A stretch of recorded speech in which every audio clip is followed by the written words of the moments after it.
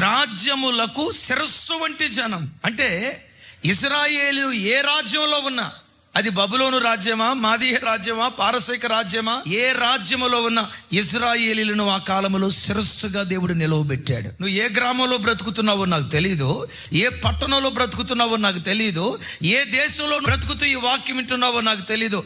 ఒకటి ఖచ్చితంగా నాకు తెలుసు, నువ్వు ఏ దేశంలో ఏ రాజ్యంలో బ్రతుకుతున్నా ఆ రాజ్యానికి నేను శిరస్సుగా చూడాలని దేవుడు ఆశపడ్డాడు. బబులోను రాజ్యంలో దానియేలును శిరస్సుగా దేవుడు నిలవబెట్టలేదా? అలాగని దానియేలుది బబులోను రాజ్యమా?